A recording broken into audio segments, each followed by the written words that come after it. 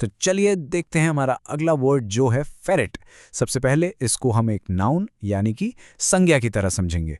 जैसा कि आप देख सकते हैं, इसका मतलब होता है एक छोटा सा पालतू जानवर जो एक तरह का पोलकैट होता है, जिसे लोग अक्सर घर में पेट की तरह रखते हैं। बहुत ही क्यूट सा एनिमल होता है ये।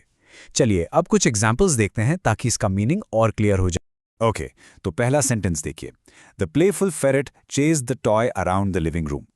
इसका सीधा सा मतलब है कि एक चंचल मतलब खेलने कूदने वाले फेरेट ने लिविंग रूम में एक खिलौने का पीछा किया। यहां पर यह वर्ड प्लेफुल इस जानवर के नेचर को कितने अच्छे से डिस्क्राइब कर रहा है ना। अब आते हैं सेकंड सेंटेंस पर। My sister has a pet ferret named Fido who sleeps in a hammock. यानी मेरी बहन के पास एक पालतू फेरेट है जिसका नाम फाइडो है और वो एक हैमक में सोता है। इस एग्जाम्पल से ये बिल्कुल क्लियर हो जाता है कि लोग फेरेट्स को पेट की तरह रखते हैं, उनका नाम भी रखते हैं, जैसे फाइडो। और अब तीसरा example. Ferrets are known for their long slender bodies. इसका मतलब है कि फेरेट्स की पहचान उनके लंबे और पतले शरीर से होती है। ये उनकी फिजिकल कैरेक्टरिस्टिक है, मतलब उनके शरीर की एक खास बात जिससे आप उन्हें ईजिली आइडेंटिफाई कर सकते हैं। ओके, अब देखते हैं एक रियल लाइफ एग्जाम्पल। ये कोट एक लोकल एनिमल शेल्टर न्यूज़लेटर से है।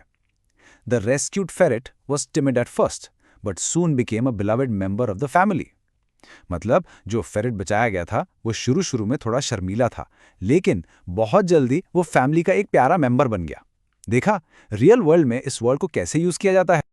लेकिन रुकिए, फेरेट का मतलब सिर्फ एक जानवर नहीं है। ये वर्ड यानी क्रिया की तरह भी यूज होता है, और जब ये वर्ब होता है तो इसका मीनिंग बिल्कुल बदल जाता है।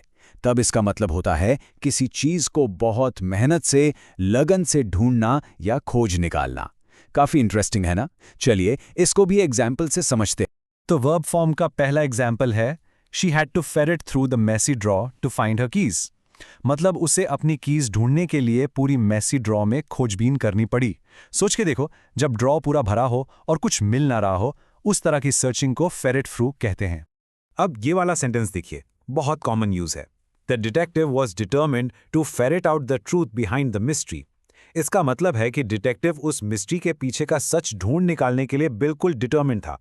फेरेट आउट का यूज अक्सर छिपी हुई इंफॉर्मेशन या सच को मेहनत करके बाहर निकालने के लिए होता है।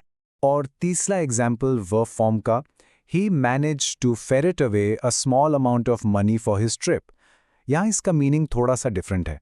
फेरेट अवे का मतलब है किसी चीज को छुपाकर या बचाकर एक सेफ जगह पर रख देना।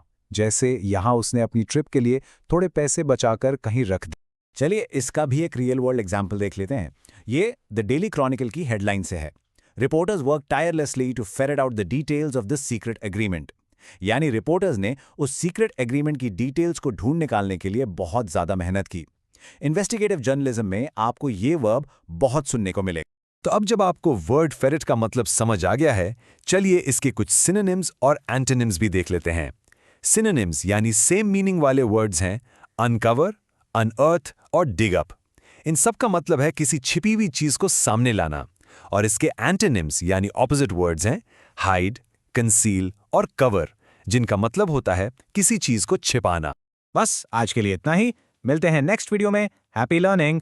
Bye bye.